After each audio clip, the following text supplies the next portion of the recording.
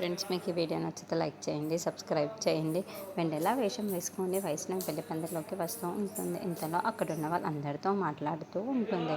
అది చూడగానే అక్కడున్న వాళ్ళందరూ ఒక్కసారిగా షాక్ అయిపోతూ ఉంటారు.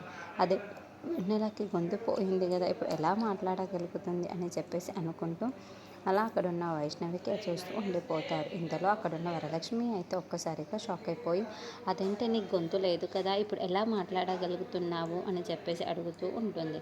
ఆ మాటలు వినగానే అక్కడున్న వైష్ణవి అయ్యో దొరికిపోయినట్టే ఉన్నానే అని చెప్పేసి అనుకుంటూ చాలా భయపడిపోతూ మౌనంగా చూస్తూ ఉండిపోతుంది. ఇంతలో అక్కడున్న వైష్ణవి అయితే ఏదో ఒకటి చేసి మేనేజ్ చెయ్యాలి అని చెప్పేసి నన్ను తీసుకొని వెళ్ళిపోయిన రౌడీలు మేడ మీదకి తీసుకొని వెళ్ళి నన్ను తోసేయబోయారు. ఆ ప్రమాదం జరిగేటప్పుడే నేను గొంతుతో గట్టిగా అరిచాను, అప్పుడే నాకు మాటలు వచ్చేసాయి అని చెప్పేసి అంటూ ఉంటుంది.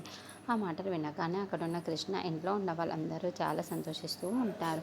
అవునా, ఆ ప్రమాదం వల్లే నీకు గొంతు కూడా వచ్చేసిందా, నువ్వు మళ్ళీ మాట్లాడగలుగుతున్నావా అని చెప్పేసి అక్కడున్న వరలక్ష్మి ఇంట్లో ఉన్న వాళ్ళందరూ చాలా సంతోషిస్తూ ఉంటారు.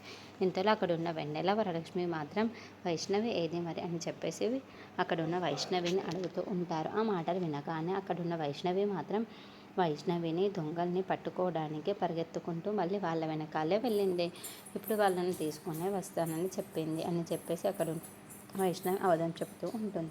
ఆ మాటలు వినగానే అక్కడున్న వరలక్ష్మి ఇంట్లో ఉన్న వాళ్ళందరూ అయితే సరే తను ఎలాగైనా సరే ఆ రౌడీని పట్టుకుంటుంది, ఆ నమ్మకం మాకు ఉంది అని చెప్పేసి అక్కడున్న వెన్నెలని చూసి అనుకుంటూ ఉంటుంది. ఇంతలో అక్కడున్న వైష్ణవి మాత్రం ఇప్పుడు ఏం చేయాలి, వీళ్ళు పెళ్లి చేస్తారా లేదా అని కృష్ణను చూస్తూ అనుకుంటూ ఉండిపోతుంది. ఇంతలో అక్కడున్న వరలక్ష్మి మాత్రం సరే మీరు పెళ్లి పందిరిలోకి వెళ్ళండి, ఆ తర్వాత వైష్ణవి వస్తుంది అని చెప్పేసి వాళ్ళని